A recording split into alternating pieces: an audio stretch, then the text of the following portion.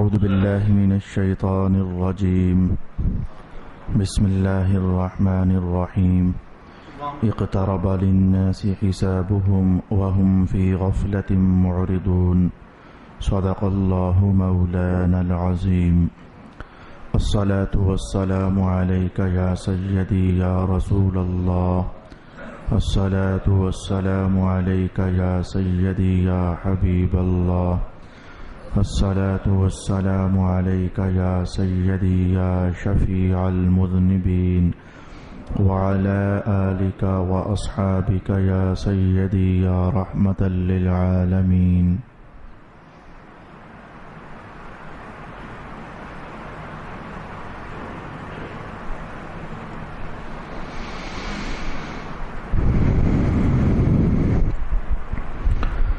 لوگوں کے حساب کا وقت قریب آ گیا اور وہ پھر بھی غفلت میں پڑے ہوئے اعراض کر رہے ہیں. صدق اللہ مولانا العظیم. اللہ رب العالمین کے فضل سے گزشتہ نشست تک سورہ انبیاء کے اندر جو مضامین اور جو عنوانات اللہ تعالی نے سموئے ہوئے تھے ان کا ایک مختصر جائزہ لینے کی ہم نے کوشش کی تھی. آج کی نشست سے سورہ انبیاء کی پہلی آیت پر تفصیلی مضامین اللہ رب العالمین کی توفیق اور اس کی کرم نوازیوں سے ہم سیکھنے کا اہتمام کریں گے.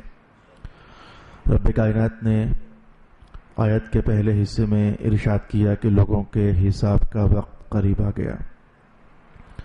آیت کے دوسرے حصے میں ارشاد فرمایا کہ اور لوگ ابھی تک غفلت میں ہیں. میں غفلت کے عنوان پر چند کلمات اور چند باتیں پہلے عرض کرنا چاہوں گا اور غفلت پر گفتگو کرنے کے لیے میں اپنے عنوان کو 3 حصوں میں تقسیم کروں گا. کبھی ایسا ہوتا ہے کہ غفلت کی بنیاد پر بندہ کچھ چھوڑتا ہے، ترک کر دیتا ہے، توجہ نہیں کرتا.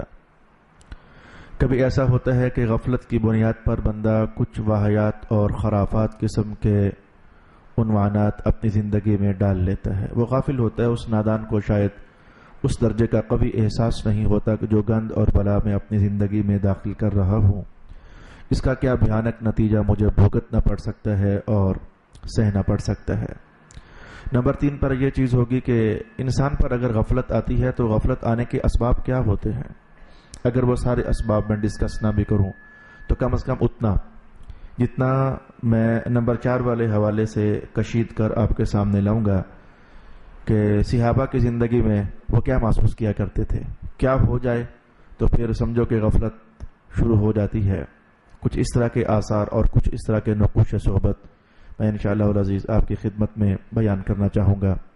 یہ میری گفتگو کا چوتھا حصہ ہوگا اور 5ویں حصے پر پھر ہم یہ بحث کریں گے کہ آج 1400 کے لگ بھگ سال گزر رہے ہیں اس آیت کو اترے ہوئے.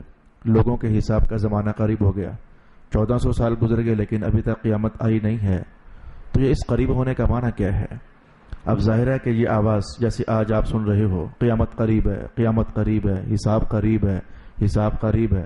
تو صحابہ پاک بھی تو یہی معنی سمجھ رہے تھے، حساب قریب ہے، قیامت قریب ہے. لیکن اس کے باوجود 1400 سال گزر گئے اور ابھی نہ جانے اللہ تعالیٰ کے حکم سے کتنے اور سال گزریں گے. تو اس قریب ہونے سے مراد پھر کیا ہے؟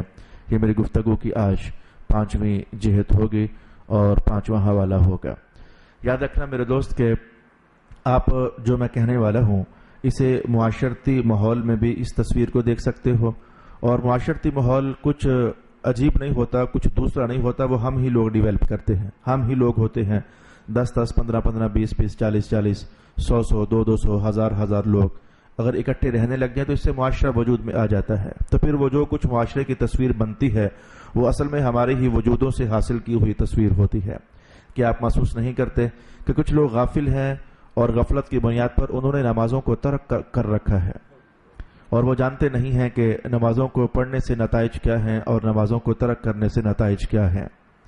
یہ رمضان المبارک جیسی پاکیزہ ساعات اللہ تعالیٰ عطا فرماتا ہے، یہ اس کی بڑی مہربانی ہے اور یہ اپنے نفوس کو دھونے کا اس نے بہترین وقت ہمیں عطا فرما دیا ہے. ویسے 11 مہینے انسان اپنی زندگی میں ادھر ادھر ٹامک ٹوئیاں مارتا رہتا ہے، غفلت میں پڑا رہتا ہے، اسے نماز کا ہوش نہیں ہوتا، خیال نہیں ہوتا. لیکن آپ محسوس نہیں کرتے کہ یہ جو مہینہ بھر کا زمانہ ہے اللہ رب العالمین نے اس میں اتنی برکات رکھی ہیں کہ جس شخص نے نہیں بھی اٹھنا ہوتا ہے وہ بھی صبح کے ٹائم فجر میں مسجد میں بیٹھا نظر آتا ہے، اور جو شخص سال بھر مسجد کا طواف نہیں کرتا اندر پہنچ کر، میرا خیال یہ ہے کہ وہ بھی آپ کو دوسری تیسری چوتھی صف میں سفید رنگ کا کپڑا سر پہ رکھ کر بیٹھا ہوا نظر آ جاتا ہے۔ کہیں ایسا تو نہیں ہے کہ مولا کائنات نے ایک روحانی چلے کا خود ہی اہتمام کر دیا کہ ذرا رمضان میں میرے گھر سے قریب ہو کر دیکھو، وہ لذت، وہ آگاہی، وہ چاشنی، وہ مزہ، وہ راحت مندی، وہ دل کا سکون اور وہ اطمینان کی کیفیات جو تم رمضان المبارک میں محسوس کرو گے، اگر کہیں 11 مہینے ہی تمہارا میرے گھر میں پھیرا لگتا رہے اور تم چکر کاٹتے رہو میرے گھر کے، تو پھر وہ آواز دور نہیں ہے کہ جب تمہارا پھر آخری سانس قریب ہو جائے گا اللہ رب العالمین تمہیں ایسے ہی اپنے پاس نہیں بلا لے گا کہ اسرائیل کو بھیجا اور کہا کہ اس کی روح قبض کر کے لے آ، بلکہ خدائی اہتمامات ہوں گے تمہاری عزت کی خاطر، اور قرآن اس آواز کو یوں اٹھائے گا، یا ایھا النفس المطمئنہ ارجعی الی ربک راضیۃ مرضیہ، اے مطمئن جان اور اے اطمینان والی ہستی آ جا، آج تیرا رب تجھے بلا رہا ہے، اور غم نہ کرنا، ڈر نہ کھانا، اللہ تجھ سے راضی ہے۔ یہ آواز پہلے لگائی جاتی ہے، اللہ تجھ سے راضی ہے، اور جس پر اللہ راضی ہو اللہ تعالیٰ کبھی اسے محروم مراد نہیں رکھا کرتا۔ تو میں نے کہا کہ نماز سے لوگ غفلت برت رہے ہیں، رمضان المبارک کے روزے رکھنے سے لوگ غفلت برت رہے ہیں۔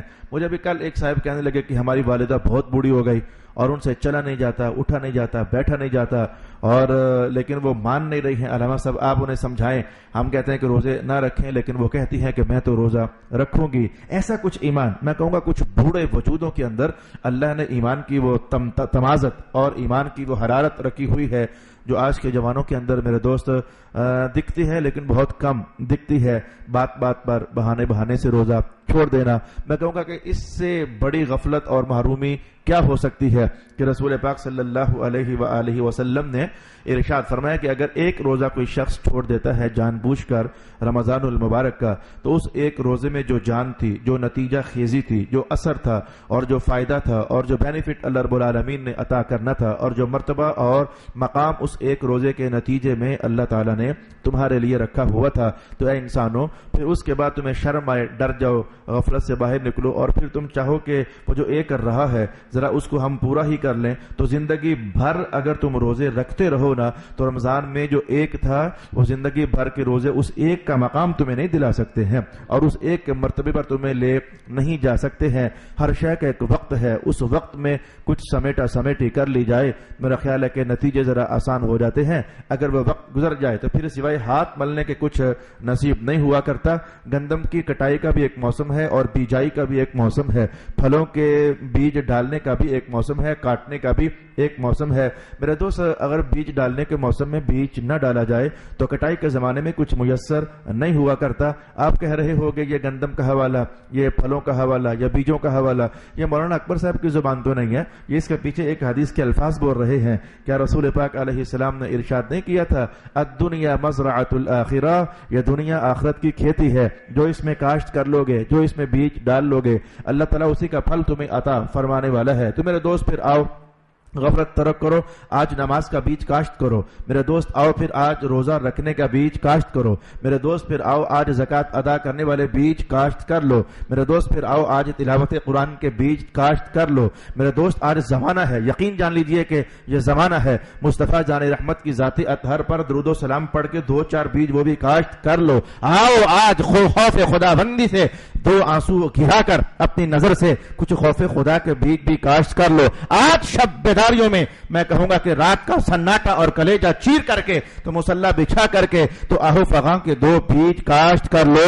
میں کہوں گا کہ آج اللہ رب العالمین نے موقع دیا ہے سحر خیزی کے وہ نظارے، اس کے 2 بیج کاشت کر لو۔ پھر ایک ایسا زمانہ آنے والا ہے کہ تمہاری کھلی ہوئی آنکھ کو بند کر دیا جائے گا، اور پھر ایک ایسا زمانہ آنے والا ہے کہ تمہاری ٹانگوں کو پکڑ کر کے باندھ دیا جائے گا، اور پھر ایک ایسا زمانہ آنے والا ہے تمہیں زبردستی اٹھا کر کے اپنی دنیا کی بستی سے نکال دیا جائے گا۔ اگر آج کچھ اچھے بیج کاشت کیے ہوں گے، یہ دیکھو نا قبر کا منظر کتنا حسین ہو جائے گا۔ رسول اللہ علیہ السلام فرماتے ہیں کہ اللہ رب العالمین فرشتوں کے سوال و جواب کے فوراً بعد لحظوں کے لیے بس اندھیرا سا چھا جاتا ہے، پھر ایک منور چہرے والا شخص قبر میں آ جاتا ہے اور میت کہتی ہے تو ہے کون؟ تیرا چہرہ لگتا ہے کہ جو کسی خبیث انسان کا چہرہ نہیں ہو سکتا ہے. وہ کہتا ہے کہ میں تیرا وہی تو روزہ ہوں, میں تیری وہی تو نماز ہوں, میں وہی تیرا بندگی کا انداز ہوں, میں تیری آہو فغا ہوں, میں تیرا درد و نالا ہوں, میں وہ تیری نگاہوں سے گرے ہوئے آنسوؤں کے قطرے ہوں. آج اللہ رب العالمین نے قیامت تک مجھے قبر میں تیرا رفیق سفر بنا دیا ہوا ہے.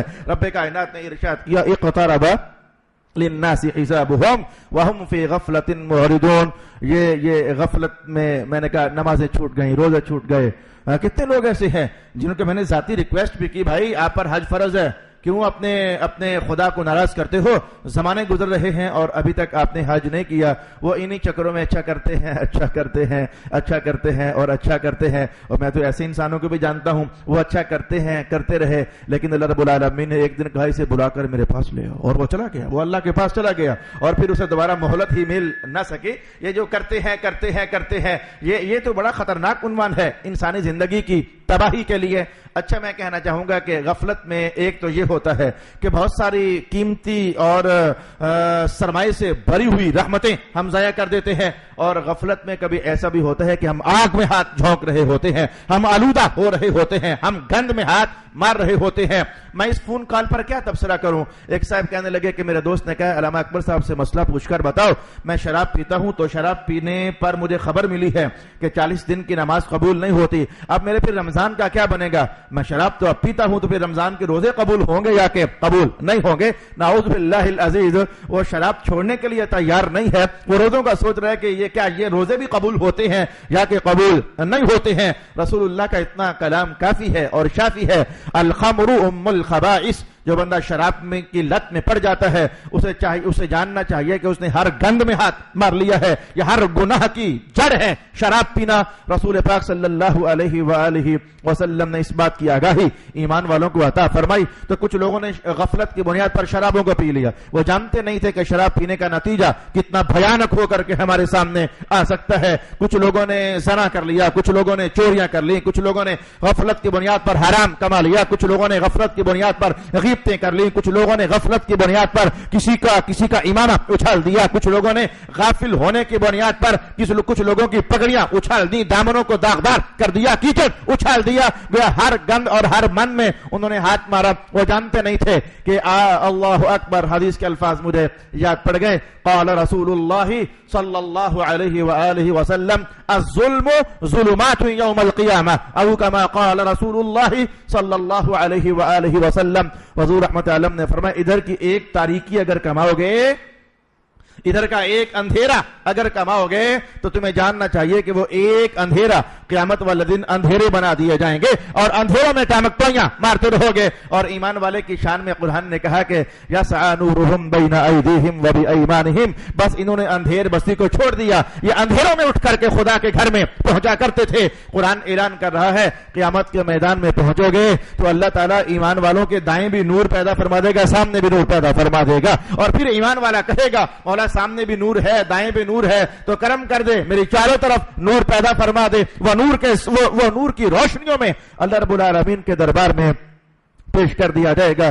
میں اس حدیث کے الفاظ کو فراموش نہیں کر سکتا. کل اتفاق سے بعض اوقات میں حدیث سیکھ لیتا ہوں, ٹیلی فون پر بھی فون کر لیتا ہوں یا فون آ جاتا ہے میرے استاد گرامی حضرت علامہ سید ریاض حسین شاہ صاحب دامت برکاتہم القدسیہ. تو کچھ انگلینڈ کے ماحول پر بحث ہو رہی تھی تو فرمانے لگے یار جب بھی کہیں بھی پیسہ آتا ہے, دولت آتی ہے, تو وہاں بہت سارے فتنے اور فسادات اور فتور خود بخود ہی ساتھ کھینچتے چلے آتے ہیں. یہ بالکل ایسے سمجھو جیسے میں ایک پنجاب کے ماحول کی ایک چھوٹی سی تصویر آپ کے سامنے لانے لگا ہوں. ہم دیہاتی لوگ ہیں, میں نے ڈور ڈنگر چرائے, بھینسوں کو نہروں پر جا کر پانی پلوایا, بکریاں چرائیں. تو یہ دن کو جب دن سمٹنے پر ہوتا تو کبھی ایسا ہوتا کہ جو گھر میں ایندھن فیول بالن ہم اسے کہتے ہیں تو پڑا ہوتا, تو جب خشک ہونے سے قریب ہوتا تو گھر سے مائیں کہہ دیتے ہیں کہ آج ذرا کوئی ٹان وہ کاٹ کر لے آنا, وہ ٹان یعنی بڑی شاخ کاٹ کر لے آنا. تو ہم جب وہ ایک شاخ درخت کی کاٹتے اٹھانا ذرا مشکل ہوتا, اسے ہم کھینچ کر پھر گھر کی طرف لے کر آیا کرتے تھے. جب وہ ٹان اور وہ شاخ بڑی کھینچ کر گھر آتے تو کاٹی ہم نے صرف ایک شاخ ہوتی، لیکن جب گھر پہنچے ساتھ لیریں، ساتھ تاگے، ساتھ ٹاکیاں، ساتھ شاپر بیگ، ساتھ کچھ انمند، کچھ اور بھی ساتھ بہت سارا اس کے ساتھ چپک چکا ہوتا اور لگ چکا ہوتا۔ بس دولت کی کہانی کچھ ایسی ہے، جب دولت آتی ہے تو کچھ بندہ تھوڑا تھوڑا بے نماز بھی ہوتا ہے، جب دولت آتی ہے کچھ بندہ شرابوں میں ہاتھ مارتا ہے، جب دولت آتی ہے کچھ بندہ گناہوں کی رغبت بھی سجا لیتا ہے، جب دولت آتی ہے تو بندہ بہت سارے فسادات اپنے وجود سے قریب کر لیتا ہے۔ اللہ اکبر اللہ۔ اس حدیث سے آپ کیا سمجھو گے؟ میں حدیث کے الفاظ آپ کے سامنے کہنے لگا ہوں۔ اس حدیث سے آپ کیا سمجھو گے کہ رسول پاک صلی اللہ علیہ وآلہ وسلم آج ایک محلے سے گزرے تو وہ محلہ صحابہ کا محلہ تھا، کوئی اجنبیوں کا محلہ نہیں تھا، وہ صحابہ کا محلہ تھا۔ اور حضرت عبداللہ ابن عمر فرماتے ہیں کہ وہ جو میرا جھونپڑا تھا نا ککھوں کا بنا ہوا اور کانوں کا بنا ہوا، اس کی چھت ذرا تھوڑی سی ٹوٹ چکی تھی، میں وہ تیلیاں اور پتے اور کانے اٹھا کر کے تو میں وہ لگا رہا تھا، اس کی دیکھ بھال کر رہا تھا۔ تو رسول پاک صلی اللہ علیہ وسلم پاس سے گزرے تو کہنے لگا یا عبداللہ ابن عمر ماذا تفعل، اور عبداللہ کیا کر رہا ہے تو؟ حالانکہ یہ سوال فطری سوال ہوتا ہے کہ یہ کیا کر رہا ہے تو؟ وہ توجہ کو اٹھانے کے لیے کہا حضور یہ ککھوں کی جھونپڑی ٹوٹ گئی ہے تو میں ذرا اسے مرمت کر رہا ہوں۔ تو رسول اللہ علیہ السلام نے فرمایا کہ تیری مرمت کرنے کا ایک زمانہ ہے، وہ زمانہ ایک مخصوص زمانہ ہے مرمت کرنے کا، لیکن موت تو اس سے بھی پہلے آنے والی ہے، موت تو اس سے بھی پہلے آنے والی ہے۔ میں نے اس حدیث سے جتنے نتائج ہیں ان میں سے ایک نتیجہ آپ کے سامنے کہنے والا ہوں کہ میری جان میں اور آپ ہم سب آزمائش کے کٹہرے میں کھڑے ہیں۔ اگر ککھوں کی جھونپڑی بھی ہو تو وہ بھی تھوڑی دیر کے لیے تو اپنے اوپر لگنے کے لیے وقت مانگتی ہے نا، وہ تو تھوڑے سے زمانے کے لیے لوگوں کی توجہ کو اپنی طرف مانگتی ہے نا کہ میں بھی آخر تیری جھونپڑی ہوں، تھوڑا سا زمانہ مجھے بھی دے دے، تھوڑا سا وقت مجھے بھی دے دے۔ تو دولت اور یہ نعمتیں اور یہ آسائشیں اور یہ زیبائشیں اور خداوند کریم کی طرف سے انعامات اور یہ عطائیں یہ بندوں کے لیے امتحان ہے۔ جس کے پاس گاڑی ہے وہ اتنا ہی وقت ادھر دیتا ہے، جس کے پاس کمپیوٹر ہے وہ اتنا وقت ادھر لگاتا ہے، جس کے پاس اللہ رب العالمین نے ایک گھر بڑا سا دے دیا اس میں پھول بوٹے لگے گا ادھر بھی اپنا زمانہ لگاتا ہے۔ تو جیسے دولت کی ریل پیل بنتی چلی جاتی ہے، میں کہوں گا کہ انسان کی غفلتیں زیادہ ہوتی چلی جاتی ہیں۔ اللہ اکبر۔ میں پڑھ کر کے شرمندہ بھی ہوا، پڑھ کر کے میں ہنسا بھی، پڑھ کر کے متعجب بھی ہوا۔ ایک صحابی دوسرے کی عیادت کرنے کے لیے تشریف لے کر جاتے ہیں، میری مراد حضرت سعد بن وقاص رضی اللہ تعالی عنہ۔ اطلاع ہوئی کہ حضرت سلمان بیمار ہیں تو چلو ان کا پتہ ہی لگا لیا جائے۔ میں کہوں گا حضور کی صحبت میں پلنے والوں کے انداز حیات کیا ہوا کرتے تھے۔ تو اطلاع ہوئی کہ سلمان بیمار ہیں تو چلو ان کی خبر تیمارداری ہی کر لی جائے اور ان کی خبرداری ہی کر لی جائے۔ السلام علیکم وعلیکم السلام۔ بات ہوئی، ملاقات ہوئی، حضرت سلمان کی آنکھوں میں آنسو، آپ کی آنکھوں میں آنسو آ گئے۔ تو ساتھ میں دوست تھے آپس میں، وہ تو آپس میں دوست ہے، وہ اس طرح کا جملہ کہیں تو انہیں حق پہنچتا ہے۔ ساتھ کہنے لگے دنیا سے بچھڑنے کا غم کھا رہا ہے کیا حضور پر حوض کوثر پر ملاقات نہیں کرو گے؟ اب تو ملاقاتوں کا زمانہ قریب ہو گیا۔ حضرت سلمان فارسی کی 250 سال سے بھی زیادہ عمر تھی، وہ ایک زمانے سے رسول پاک علیہ الصلوۃ والسلام کی تلاش میں کیونکہ عیسائی مذہب تھا پہلے آپ کا، تو اپنے علماء کے پاس جاتے، اپنے راہبوں اور پادریوں کے پاس جاتے اور کچھ راہ منزل تلاش کرنے کی کوشش کرتے۔ وہ کہتے کہ اس کے پاس چلا جا، وہ کہتے اس کے پاس چلا جا، اور ایک نے کہہ دیا وہ کھجوروں والے علاقے میں چلا جا، تیری منزل وہاں پڑی ہوئی ہے، کھجوروں والے علاقے میں پڑا چلا جا، تیری منزل وہاں ہے۔ کہا میں جاؤں گا تو منزل پہچانوں گا کیسے، نشان کیا ہے؟ کہا وہ جو ذات ہوں گی وہ صدقہ قبول نہیں کرتے، ہبہ قبول کر لیتے ہیں، تحفہ قبول کر لیتے ہیں۔ تو پہلی ملاقات میں کچھ تحفے تحائف اٹھائے اور پہنچے، اور جو اس دور کا مرحبا تھا کہنا، تو وہ تحفے پیش کر دیے۔ رسول اللہ علیہ السلام کو پوچھا یہ کیا ہے؟ کہا صدقہ۔ حضور نے کہا میں نہیں لیتا، یہ آپ کسی اور کو دے دو، اور صحابہ میں بانٹ دیے گئے۔ اگلا دن پھر ہوا تو اس تلاش میں اس آخری زمان نبی کے قدموں میں بیٹھ جاؤں اور فیض پالوں۔ اگلا دن ہوا تو پھر کچھ مال اور دولت اکٹھا کیا اور حاضر خدمت پوچھا سلمان کیا ہے؟ کہا حضور یہ تو تحفے ہیں۔ کہا چلو تحفہ میں قبول کر لیتا ہوں۔ تو کہنے لگے حضور 2 باتیں پہچان لی، ایک تیسری بھی رہ گئی ہے۔ خیر حدیث آگے بڑھ جاتی ہے، لیکن میں نے کہنا چاہا کہ حضرت سلمان فارسی نے بڑی عمر پائی، اور 2.5 سال تو میں نے ایک قول کیا، 3 سال کا قول بھی، 300 سال کا قول بھی ملتا ہے، 250 سال یا پھر 200 سال یا پھر 300 سال، اور شاید مجھے یاد پڑتا ہے کہ 350 سال تک کا ایک قول بھی ہے کہ اللہ رب العالمین نے آپ کو اتنی لمبی عمر عطا فرمائی تھی۔ تو ساتھ کہنے لگے کہ اب عمر بیت گئی اور اب کیا ایسا تو نہیں ہے کہ دنیا سے بچھڑنے کا غم ہے؟ کہا نہیں یار یہ بات نہیں ہے. اب ہمارا مقصد اب آیا. کہا یار یہ بات نہیں ہے, دنیا کی ہرس بھی نہیں ہے اور دنیا کے چھوٹنے کا غم بھی نہیں ہے. ماجرا یہ نہیں ہے, ماجرا تو یہ ہے کہ رسول اللہ صلی اللہ علیہ وسلم نے نصیحت فرمائی تھی کہ بس اتنا ہی کو مال رکھنا جتنا ایک مسافر کے پاس سفر طے کرنے کے لیے ہوتا ہے. جس نے جتنا سفر طے کرنا ہو تو ہر سفر کا کم زیادہ مال ہوتا ہے, جتنا سفر طے کرنا ہو تو اپنے آپ کو مسافر سمجھنا. تو زندگی میں یہ زندگی کے سفر میں اتنا ہی پاس رکھنا جس سے تمہارا گزارا چل جائے. حضور نے نصیحت یہ کی تھی, لیکن مجھے لگ رہا ہے کہ میرے اردا گرد تکیے پڑے ہوئے ہیں اور یہ ساز و سامان پڑا ہوا ہے, یہ ساز و سامان پڑا ہوا ہے, مجھے یہ ڈر لگ رہا ہے.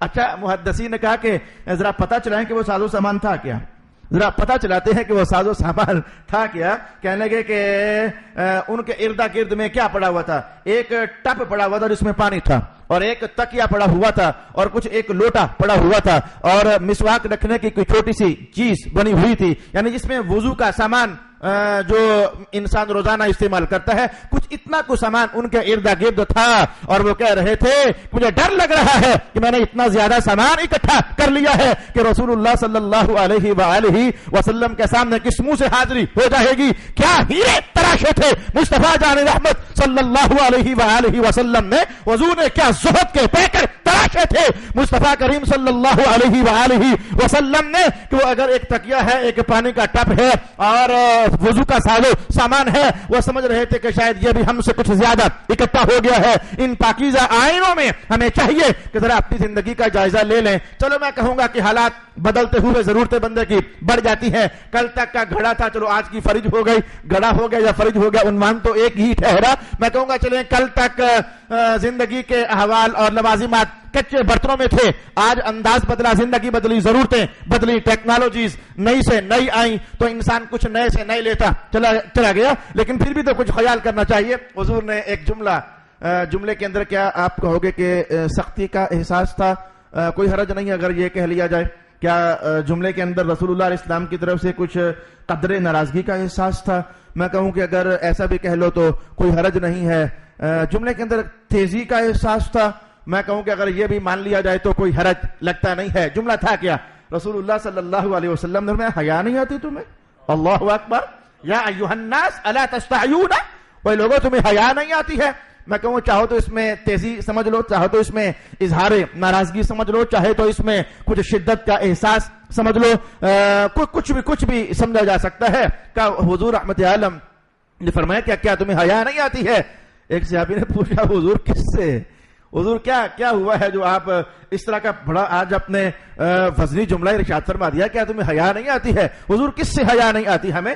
رسول اللہ صلی اللہ علیہ وسلم نے جو کلام ارشاد کیا وہ آج کے ماحول میں 100% دیکھا جا سکتا ہے. میرے حضور نے فرمایا کہ تم وہ مال جمع کرتے ہو جو تم نے کھانا ہی نہیں ہے, تم وہ مال جمع کر رہے ہو جو تم نے کھانا ہی نہیں ہے, تم وہ مکان بنا رہے ہو جس میں تم نے رہنا ہی نہیں ہے, تمہارا مکان تو کوئی اور ہے, اور جو تم لاکھوں کروڑوں اربوں میں اکٹھے کر لو تم یہ سارا کھا ہی نہیں سکتے ہو. یہ تو آزمائش ہے, یہ تو امتحان ہے جس میں تمہیں لاکھ کھڑا کر دیا گیا. اگر ضرورت لاکھ ہے تو 10 لاکھ کا ملنا امتحان, ضرورت اگر 10 لاکھ ہے تو کروڑ کا ملنا امتحان, ضرورت اگر کروڑ ہے میں کہوں گا 10 کروڑ کا ملنا امتحان. تو رسول اللہ علیہ السلام نے 3 جملہ ارشاد کیے کہ تمہیں حیا نہیں آتی ہے کہ تم وہ مال جمع کر رہے ہو جو تم نے کھانا ہی نہیں ہے, تمہیں حیا نہیں آتی ہے تم وہ مکان بنا رہے ہو جس میں تمہیں رہنا ہی نہیں ہے, اور تمہیں حیا نہیں آتی ہے کہ تم وہ امیدیں سجا رہے ہو جسے تم حاصل ہی نہیں کر سکتے ہو.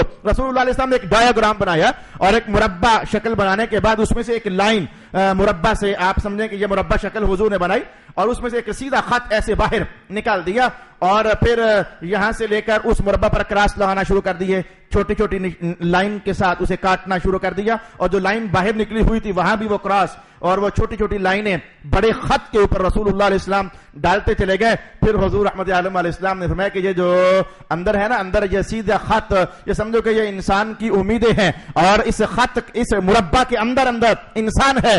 یہاں سے لے کر یہاں تک اس کی زندگی کی انتہا ہے, یہاں سے ابتدا ہوتی ہے, یہاں اس کی زندگی ختم ہو رہی ہے. لیکن اس بے حیا انسان کو دیکھو, اس کی امیدیں اس کی زندگی کے دائرے کراس کرتے ہوئے کہاں تک پہنچی ہوئی ہیں. رسول پاک علیہ السلام نے یہاں تک میں اب یہ کروں گا, میں وہ کروں گا, میں یہ کروں گا, میں وہ کروں گا, بس مجھے امید ہے کہ ادھر سے مال آنے والا ہے، بس میں یہ بیچ لوں، میں ذرا یہ خرید و فروخت کر لوں، انہی خیالوں میں اور انہی چکروں میں فرشتہ آ جاتا ہے، کہتا اپنی امیدیں چھوڑ، آج تجھے اللہ نے یاد کر لیا ہے، آج اللہ کے پاس چلتے ہیں، اب اپنی فصل کی کٹائی کا زمانہ تیرے سامنے آنے والا ہے۔ تو رسول اللہ علیہ السلام نے فرمایا کہ حیا نہیں آتی تمہیں کہ وہ مال جمع کرتے ہو جو تم کھاتے نہیں، وہ مکانات بناتے ہو جس میں تم نے رہنا نہیں ہے، اور وہ تم نے ایسی امیدیں لگائی ہے جو تمہاری زندگی کے دائروں سے بھی تجاوز کر چکی ہے۔ ارشاد گرامی ہوا اقترب للناس حسابهم وهم في غفلة معرضون، لوگوں کے حساب کا زمانہ قریب ہو گیا اور یہ ابھی تک غفلت میں پڑے ہوئے اعراض کر رہے ہیں۔ میں اب اپنی نشست کے آخری لمحات میں تفسیر کا کچھ یہ پہلو بھی آپ کی خدمت میں بیان کر دوں کہ وہ زمانہ ہے کہاں، کہ کتنا قریب ہے۔ کہا گیا کہ زمانہ قریب ہے حساب کا اور لوگ ابھی تک غفلت میں پڑے ہوئے ہیں۔ عامہ تفسیر نے اس جملے کو سمجھنے کے مختلف اہتمامات کیے ہیں، مختلف اہتمامات ائمہ تفسیر نے کیے، مختلف انداز میں اس جملے کو سمجھنے کا اہتمام کیا گیا۔ بعض ائمہ تفسیر نے کہا کہ ہم سمجھتے ہیں کہ دنیا کو بنے ہوئے ہزاروں سال ہو گئے، لیکن تمہیں جاننا چاہیے کہ اللہ کے نزدیک ابھی چند دن ہوئے ہیں، اس دنیا کو بنے ہوئے اللہ کے نزدیک ابھی چند دن ہوئے ہیں۔ اب یہ بات تو یقیناً سمجھنے والی ہے، شکر الحمدللہ مولا کائنات نے یہ رہنمائی قرآن میں اتاری ہوئی ہے۔ ہم ابھی پڑھ لیتے ہیں۔ ارشاد گرامی ہوا ان یوما عند ربک کالف سنۃ مما تعدون، تم 1000 سال جسے کہتے ہو نا، تو تمہارے 1000 سال اللہ کا ایک دن ہوتا ہے۔ وَإِنَّ يَوْمًا عِندَ رَبِّكَ، بے شک اللہ کا ایک دن تیرے رب کے نزدیک ایک دن کالف سنہ، 1000 سال جیسا، مما تعدون جیسا تم شمار کرتے ہو، اگر تمہارے 1000 سال ہو جائے تو اللہ کا ایک دن بنتا ہے۔ اب کیا لگا نا آپ کو کہ رسول اللہ علیہ السلام نے ہجرت فرمائی تو آج تک جو زمانہ گزرا یہ 1.25 دن گزرا ہے، اللہ رب العالمین کے نزدیک ابھی 1.25 دن گزرا ہے، معاملہ چند دنوں کا ہو۔ میں کہوں گا آپ بچے تھے جب آپ کو آپ کی خالاؤں کی کہانی سناؤ، آپ کو آپ کی پھوپھیوں کی کہانی سناؤں، میں بھی انہی کہانیوں سے گزرا، آپ بھی انہی کہانیوں سے گزرے۔ بچوں کو شوق ہوتا ہے چھٹیوں میں، جی آج ہم خالہ پاس جا رہے ہیں تو 15 دن رہ کر آئیں گے، مہینہ رہ کر آئیں گے۔ وہ جب بات ہوتی نا مہینے کی اور 15 دن کی، تب تو ذرا دل میں ایک فریشنس، ایک طبیعت میں حشاشت اور بشاشت ہوتی ہے۔ اب 15 دن پڑے ہوئے ہیں، ابھی 28 دن پڑے ہوئے ہیں، اور یار ابھی 29 دن پڑے ہوئے ہیں۔ لیکن جب آخری ویک شروع ہوتا ہے، 3 دن رہ گئے، 4 دن رہ گئے، وہ نرم افسردگی چھانے لگ جاتی ہے۔ لو جی اگلے ہفتے تمہیں ادھر نہیں ہوں گا، اب تو 2 دن رہ گئے، اب تو 1 دن رہ گئے۔ تو زمانہ جیسے قریب ہوتا چلا جاتا ہے، مہینوں سے ہفتوں میں، ہفتوں سے دنوں میں جب وہ داخل ہونے لگ جاتا ہے تو محسوس ہوتا ہے نا کہ افسردگی، اور بندے کو حالانکہ 3 دن پڑے ہوتے ہیں، 2 دن پڑے ہوتے ہیں، لیکن وہ کہتا ہے بس ہم تو اب جانے والے ہیں، ہم تو اب جانے والے ہیں، ہماری ماما ہمیں لینے آنے والی ہے، حالانکہ ابھی کتنا زمانہ باقی ہوتا ہے۔ بس کچھ اس احساس کو سامنے کریں، ہم کہتے ہیں ہزاروں سال، لیکن رب کائنات نے کہا کہ تمہارا 1000 سال ہمارا ایک دن۔ ان یوما عند ربک کالف سنۃ مما تعدون، تم 1000 سال گزارتے ہو، ہم کہتے ہیں لو جی ایک دن ہو گیا۔ سرکار دو عالم علیہ السلام کو 1430 سے کچھ زیادہ سال ہوئے، تو بس آپ سمجھیں کہ اللہ کی حضور تو ایسا ہوا جیسے 1.25 دن گزرا ہے۔ اور اس سے پہلے جو حدیث کی کتابیں بتاتی ہیں کہ آدم علیہ السلام سے لے کر رسول اللہ تک زمانہ بنتا ہے، وہ لگ بھگ 8000 سے کچھ متجاوز ہوتا ہے، 8000 سال سے کچھ متجاوز زمانہ ہوتا ہے۔ اور یہ ایسے بے شرم طبقہ جی اس کائنات کے بنے ہوئے کروڑوں سال ہو گئے اور اربوں سال ہو گئے، تمہارا دادا بیٹھ کر پہچان رہا تھا ادھر کروڑوں سال گزرے ہیں کہ اربوں سال گزرے ہیں۔ ان سائنسدانوں کو پرے دفع کرو، ہم بات کرتے ہیں مدینے والے آقا کی، رسول اللہ صلی اللہ علیہ وآلہ وسلم کی۔ تو آپ نے فرمایا کہ یہ 8000 سال لگ بھگ، وہ 8000 کچھ ایسا ہوا کہ حضور نے کہا آدم علیہ السلام اتنا رہے دنیا میں، نوح علیہ السلام اتنا رہے، ان کے درمیان اور ابراہیم کے درمیان فاصلہ کچھ اتنا بنتا ہے، ابراہیم سے لے کر موسیٰ تک کا فاصلہ کچھ اتنا بنتا ہے، موسیٰ سے لے کر عیسیٰ تک کا فاصلہ کچھ اتنا بنتا ہے۔ تو جب اس سب کو جمع تفریق کیا گیا تو 8000 سال اور کچھ اس سے تجاوز کرتے ہیں۔ تو اب زمانے والوں نے 1,00,000 نبیوں کا زمانہ دیکھا اور 1,00,000 سے 24,000 انبیاء کا زمانہ گزرا اس کائنات پر، لیکن رب کائنات جیسے کہہ رہا ہے یہ 8 کو دن ہی گزرے ہیں، یہ 8-9 دن ہی جیسے ابھی گزرے ہیں، ہزاروں سال دنوں پر محیط۔ اچھا یہ ایک جہت تھی گفتگو کو سمجھنے کی، اور دوسری تفسیر میں جلدی کہہ پاؤں گا، میاں صاحب نے سونی بات تو ہی تو کی ہے، دیگر تے دن ہویا محمد اولک نو ڈب جانا، لوئے پر لے کڑیے جے دودھ پانڈے پرنا نا وہ پہلا میں مجھے پھر بھول گیا اپنی ذاتی تاریخ کی طرح۔ اور دیگر تے دن ہویا محمد اوڑکنو ڈب جانا، جب زمانہ زیادہ گزر چکا ہو اور پھر تھوڑا سا رہ جائے نا تو تیاریاں بندہ شروع کر دیتا ہے. اگر اب بھی نہیں سمجھے، ان بینکوں والوں سے پوچھو، ان دکانداروں سے پوچھو، ان تاجروں سے پوچھو، ان زرگروں سے پوچھو، سارے دن کی کمائی عصر کی نماز کے بعد ہولے ہولے گننے لگ جاتے ہیں اور یہ تیاریاں کرنے لگ جاتے ہیں. 100 کے ایک طرف کر لیے، 1000 کے ایک طرف کر لیے. بھئی اب کوچ کرنے کا زمانہ آ گیا نا. تو یہ وہی بات ہے جسے ائمہ تفسیر نے کہا کہ رب کائنات نے کہا یہ تھا جب تک 1,24,000 نبی پورے نہیں ہو جاتے یا اس سے کچھ کم و بیش اس وقت تک قیامت نہیں آئے گی. تو ائمہ تفسیر نے کہا سارے نبی تو جا چکے، سب نبی تو جا چکے، آئے جا چکے. وہ جو رب نے کہا تھا اتنے نبی بھیجوں گا وہ نظام تو ہو چکا. مصطفیٰ جان رحمت کو گئے ہوئے بھی 1000 سال سے زیادہ تو ہو چکے. اب تمہیں کس نبی کا انتظار ہے؟ اب نبی نہیں آئے گا، اب قیامت آنے والی ہے. اقترب للناس حسابهم وهم في غفلة معرضون. میرا خیال ہے کہ وہ جملہ مجھے آج فائدہ دے گیا. میں پھر کہنے والا ہوں کہ ڈگرتے دن ہویا محمد اوڑک نوٹ بجانا. اب تو بڑھاپے، اب موت نہ بڑھاپا دیکھتی ہے نہ جوانی دیکھتی ہے. یہ میں پہلے کہہ چکا، موت نہ جوانی دیکھے نہ بڑھاپا دیکھے اور نہ عمر کا کم ہونا دیکھے نہ عمر کا زیادہ ہونا دیکھے. یہ 2 ہفتے پہلے مجھے اطلاع ہوئی کہ بلکہ ہمارے محلے میں ایک صاحب کا نوجوان بیٹا فوت ہو گیا اور کہا جی علامہ صاحب کچھ بھی نہیں ہوا تھا، بس یہ گھر سے کام کرنے کے لیے اپنے جاب کی طرف بڑھا ہے تو بس وہاں جا کر 2-3 گھنٹے کام کیا ہے اور اللہ کا حکم واقعہ ہو گیا. تو یہ جوانیاں، یہ بڑھاپے، یہ بچپن، یہ سب موت کے ہاتھوں میں ایسے جیسے رول رہے ہیں. آؤ اس جملے سے اللہ کی رحمت کا فیض مانگتے ہیں. ارشاد گرامی ہوا اقترب للناس حسابهم وهم في غفلة معرضون. لوگوں کے حساب کا زمانہ قریب آ گیا اور ابھی تک وہ غفلت میں پڑے ہوئے اعراض کر رہے ہیں. صدق اللہ مولانا العظیم.